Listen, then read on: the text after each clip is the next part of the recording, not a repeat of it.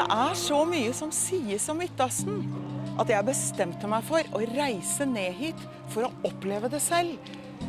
Og Israel et sammensatt, mangfoldig og bemerkelsesverdig land.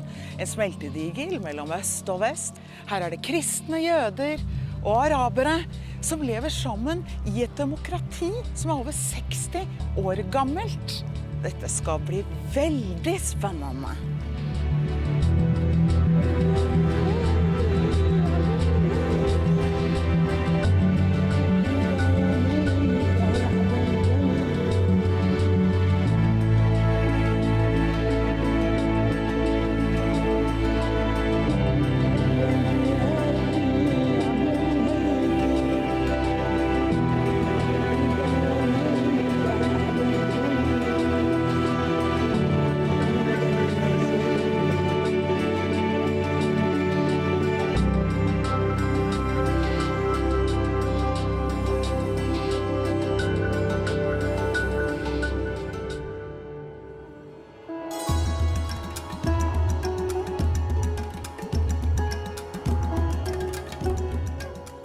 Vi på vei til Jerusalem for å snakke med noen av Midtøstens ledende stemmer om alt som skjer her, som så annerledes enn mange tror i Vesten. Vi leser så mye om denne regionen, som ikke alltid stemmer med virkeligheten. Å forstå verden fra deres vinkel blir kanskje desto viktigere. I dag skal vi møte en kjent professor i statsvitenskap og leder for NGO Monitor. Han deltar i TV-programmer og gir forelesninger over hele verden. Jeg vil spørre ham om den arabiske våren, og hvorfor vi i Vesten tok så feil, da vi naivt trodde at radikale islamister ville bringe frihet og demokrati. USA foreign policy has the past years shifted towards a very idealistic view on the Middle East, hoping to achieve democracy, Western democracy, human rights by regime change in a number of countries, and we've seen that hasn't worked as well as the West hoped in the so-called Arab Spring. What do you think, or to what degree do you think Henry Kissinger has a point when he points out that the West really should be more realistic and have a greater respect for the national sovereignty of each nation? I think that Henry Kissinger is exactly right. I would even make it a stronger statement. I think he was a little bit cautious in this. And it's not only in the United States, it's Europe in general, certainly Western Europe. And in some ways what we see is an Obama administration in Washington following the lead of Western Europe, certainly in the post-Cold War period, in lacking realism and in thinking that Western liberal values and political systems, Western democracies, which grew in a very specific cultural, historic environment, could be just packed up and applied into other parts of the world, particularly the Middle East. The cultural background, the historical background, the identity, everything else is so incredibly different in this region of the world, in the Middle East. I think we need to be cognizant of that. Western Europe went through tremendous conflicts, and realism only grew out, that the system of Westphalia and nation states and the idea of national sovereignty and some degree of live and let live, the end of the Protestant Catholic wars that took so long. And then we saw that the terrible period of fascism, Nazism, the Holocaust. So Europe is relatively new at this game, and it's only part of that European development. The Middle East is very, very different. And what we see is a president in the United States with you talked about the idealistic view, the liberal view, the progressive view, that everybody wants to be democratic, he thinks, and everybody needs to have an opportunity for self-definition, for independence, but also for negotiating, for living in peace. And this is a very idealistic, unrealistic image of the way in which nation states in general, and the Middle East in particular, act. The racial awareness and the feeling of racial supremacy is stronger in Europe also today, and may also be one of the reasons why we have assumed that everybody in the world would want to become like us, because we feel a certain supremacy. That walking the streets of some, I was in Brussels not too long ago, and I do have that sense that, also, or in London, that the dominant establishment view was that they must become like us, and if they're not becoming like us, then we did something wrong, and we can fix it. I mean, it wasn't that they're fundamentally different and don't want to be like us.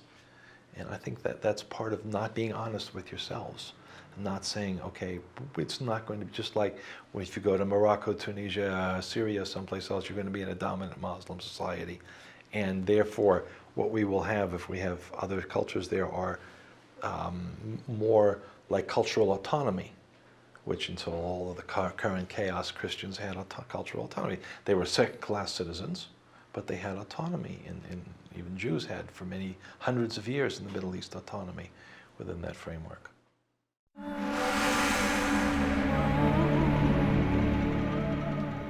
Det noe ved Damaskusporten og majestetiske Jerusalem med sine vakre, sandbrune stener som minner oss om europeiske middelalderborger og storhetstid.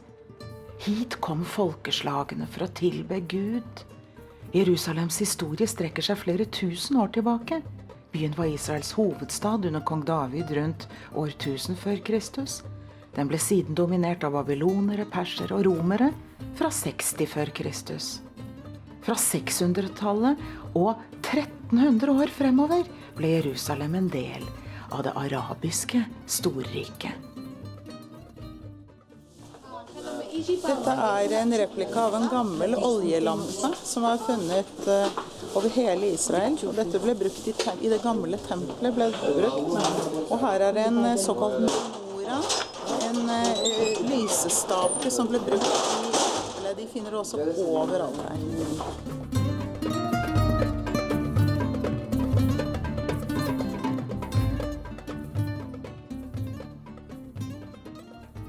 The question also then becomes, is the West actually helping by meddling into other regions' affairs, or are we making things worse? I'm thinking about Samuel Huntington and his point, Clash of Civilizations, where he spoke about the fact that cultures are so different that they tend to not understand each other sufficiently, and because of that we do get conflicts.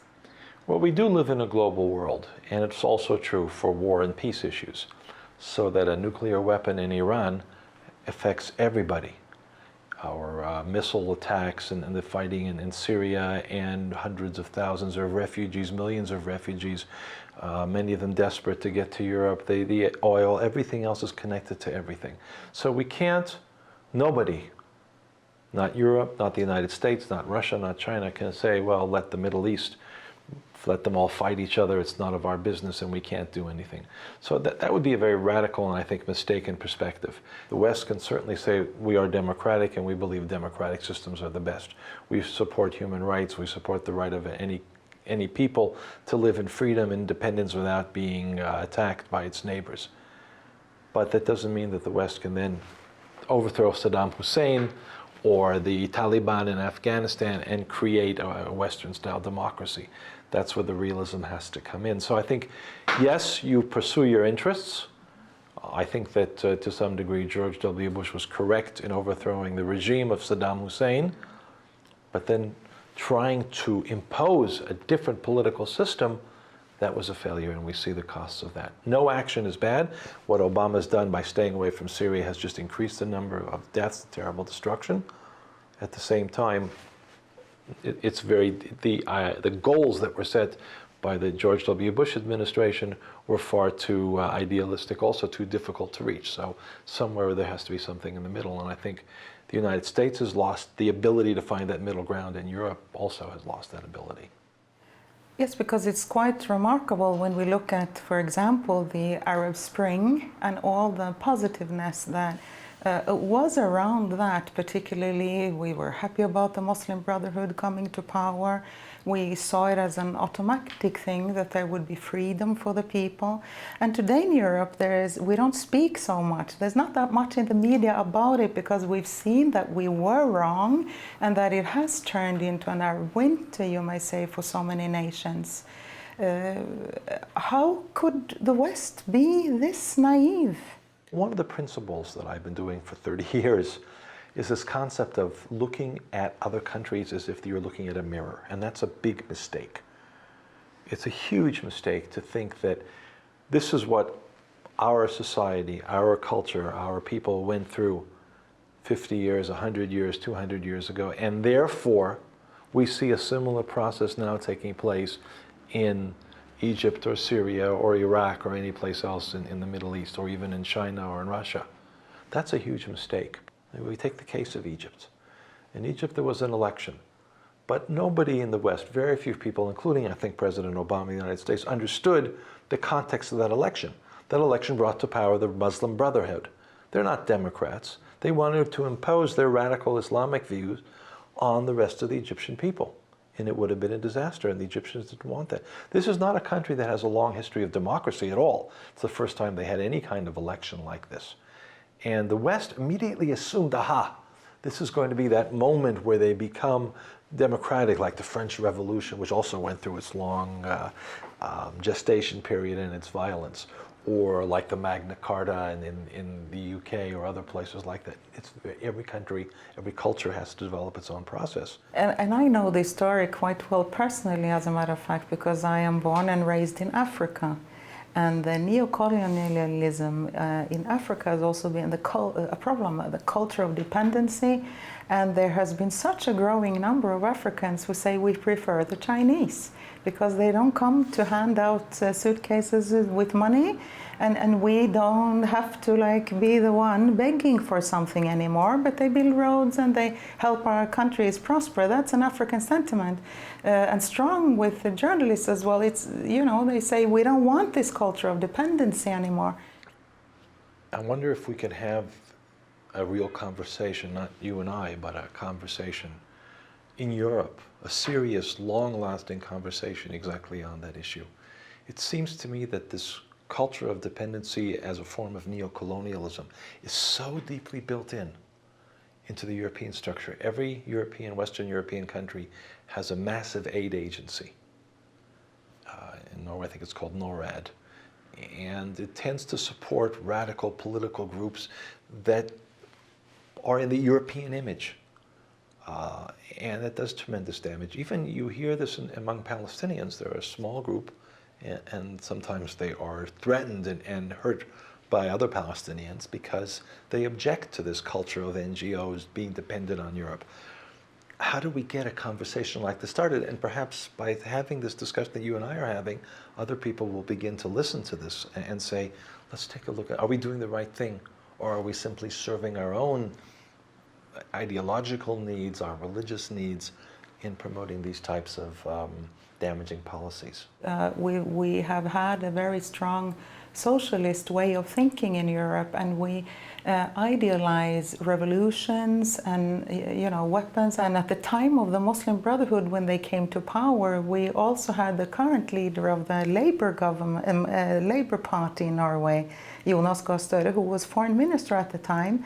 He had the Muslim Brotherhood visiting Norway and paying for their trip to teach them about democracy. So I think there is something in the European that likes to help in a condescending way instead of respecting the other person he is talking to, especially if that other person comes from another culture.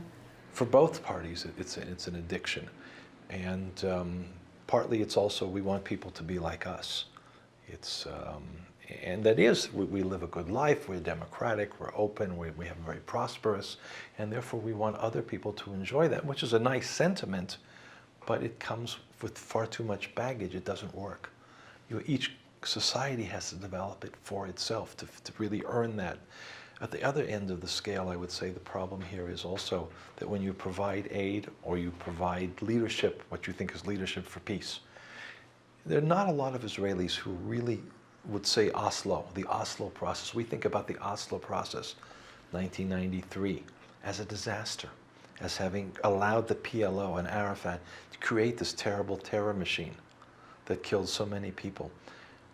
It's not just Norway, it's Canada, it's other countries that played these games as for good intentions, but with terrible outcomes, and not acting responsibly after things go bad, just disappearing.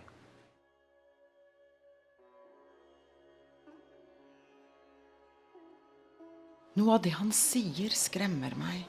Er vi i Vesten ikke så uskyldige som vi vil ha det til? Bidrar vi til vold og terror i denne regionen? Bruker vi vår rikdom og våre politiske systemer til å holde andre nede? Har vi egentlig ikke respekt for de som bor i Midtøsten?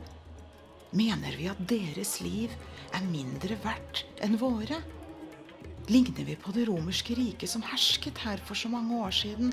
Også de snakket sikkert om fred og rettigheter i sine fine politiske taler. Her står vi ved en veldig gammel stein. Innskriften på den er Marcus Maximus. Lenger ned her ser vi at det står den 10. legionen. Dette er fra romertiden, rundt 72 etter Kristus, og er en sterk dokumentasjon i gamle Jerusalem på romernes tilstedeværelse.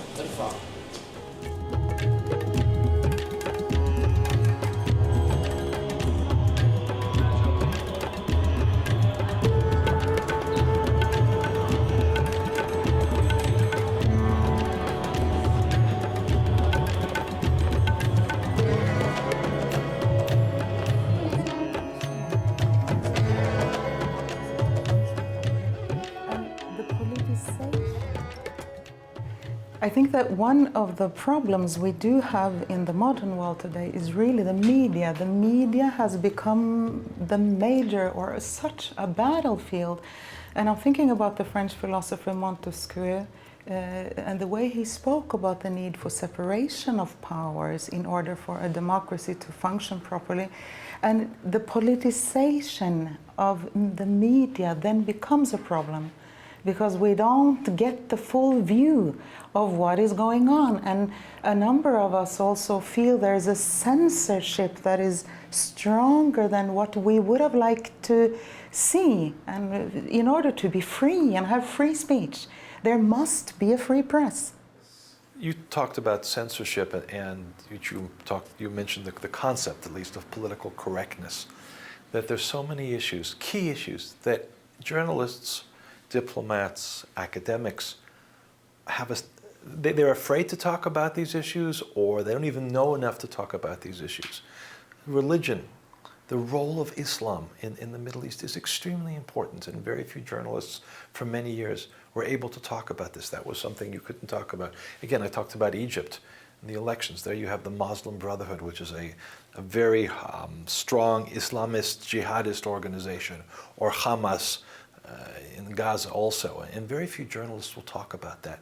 They will talk about the suffering of the people and how much large price they paid and all of the restrictions, but they will not talk about the underlying ideology that leads them to teach their children to kill, to commit suicide, to blow themselves up. The caliphate, that didn't come out of nowhere. The ISIL and ISIS groups and the religious, it's not just a political ideology, it's a deeply held religious ideology. How many journalists who cover the Middle East talk about the basic frame of this, which is that if you're not one of us, if you're not a Muslim, if you're not a Sunni or a Shia, one of the two, if you're not, or even a particular branch of that, a Salafist or something else, then you don't have the right to live. And the jihadism is something that's considered to be politically incorrect, and that's censorship. From my own experience too, I know that many journalists have told me too that I would like to write from this angle, but I cannot do it. So people fear for their jobs, and the political correctness, I think, is a problem that doesn't open up for true information that could have brought more peace, for example, to the Israeli-Palestinian question as well. These are victims. Palestinians are victims. Therefore, Israelis are aggressors, and every image we see is reinforced in that sense. Well, you can't understand the conflict or help in any way to provide peace because Palestinians become dependent on that refugee status, on the victim status. It's almost like being treated like children. It's patronizing and paternalistic. You can't take care of yourself, so we're going to help you. We, the Europeans, with our humanitarian aid and our political experience, will help you against these terrible Israelis who are so powerful. And that's a complete misreading of the reality on the ground. It's hard for me to understand because Israel is the only long-lasting democracy in the region and a well-functioning country. Where does this come from? We're sitting in a building. We're downstairs in the cafe where you were sitting an hour ago. That was a target for a bomb. And there's a plaque on the other end of the names of the victims, young people who were sitting there having coffee, 2002 probably. And all people in Israel, certainly in Jerusalem, still hear the echoes, anybody who was alive then, of those bombs. But because the framing was Palestinians are victims, Israelis are seen, and the pictures are a problem here. Israel is a modern Western country. Israelis lead relatively normal lives compared to Europeans. It's not exotic. Palestinians, Arabs, Muslims are exotic. That's one aspect of the framing, the false framing, the distorted framing. And because Israelis do not, they want very much, as part, I think, also of a Jewish historical framework, we're tired of being victims. So it's extremely hard for journalists, for academics, for politicians, for others, to break through that false framing and see the reality. The idea that somehow one has to, if because they are victims they deserve our help, they must be completely innocent. And because Israelis do not present themselves as victims, then they must be much too powerful and need to be weakened. So what advice would you give to us as Europeans when we, in our media, speak about Israel, Palestine, Syria, Egypt? How can we help bring more peace and not more war to this region? What we've talked about, and it's almost like having a mini university class. But first of all, the myths. You cannot understand the Middle East unless you understand the history in depth. And it's so incredibly complicated. So one of the major myths is that Israel is bad because Israel has occupied and settled Palestinian land. Anybody who knows the history, going back to 4,000 years, 2,000 years, the Roman destruction, 2,000 years of occupation. But Jews have always seen this as their nation state, like all the Europeans have nation states. It's not some sort of creation out of the Zionist ideology. That understanding is missing. That Arabs rejected a two-state solution and fought to kill and destroy Israel. 1948, that led to the 67 war, a series of wars. Nobody talks about the 67 war when they condemn Israel for settlements and occupation. The fact that Palestinian leaders have never accepted any Jewish national sovereignty. And that's something that Europeans just don't understand, they don't know. So learning to be humble and saying, I don't really understand this conflict, let me learn it. Not, I know better than you, and you Israelis, you're not doing the right thing, I'm going to impose my values on you and my limited understanding. And that means journalists, it means politicians, it means academics. The second thing I think we need to see an end throughout the West, and we have it somewhat in Israel too, of this political censorship. How can we be free people in an intellectual society of any significance if there are such important topics that are not allowed to talk about, that we're immediately accused to shut down the discussion of racism or Islamophobia. Let's be honest with ourselves about this. Let's learn to talk about these and tolerate different points of view. That does not the same thing as hate speech. It's not the same thing as getting up and threatening or even using violence, but it does allow for a realistic analysis of what's going on. And I think the third thing which we talked about, which is most important in this, is stop being patronizing. Stop being neo-imperialistic. Aid needs to be weighed very carefully because it's a form of a drug. It's an addiction. It reinforces every part of every dimension of the problems, the negative imaging and the negative political processes and social processes, the dependency, all of that. And I see it so strongly, specifically in Norway. Not only in Norway, I see it throughout Western Europe. But when I look at Norwegian government aid agencies, I look at Norwegian Christian aid agencies, and I look how they function here, all of these problems, all of these myths and distortions are in there. And so I would say use that very, very carefully. Don't let it become an industry. And take responsibility. If you say, we want to support peace, and if it doesn't work, what are you going to do about it then? If you've actually brought violence and terrible suicide bombs and other things, what do you do then? You can't just walk away because you have parenthood on it, you have responsibility. So don't go into it unless you think about also what might happen afterwards. Those are just, I think, the logical conclusions of this whole discussion that you and I have had.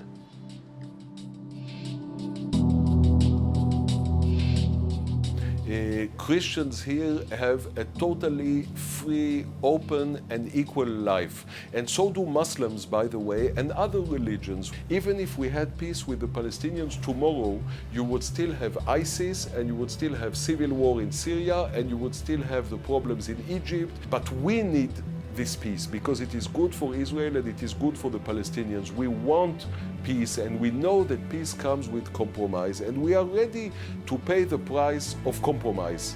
So what we need are people of goodwill who can help us and the Palestinians reach good negotiations.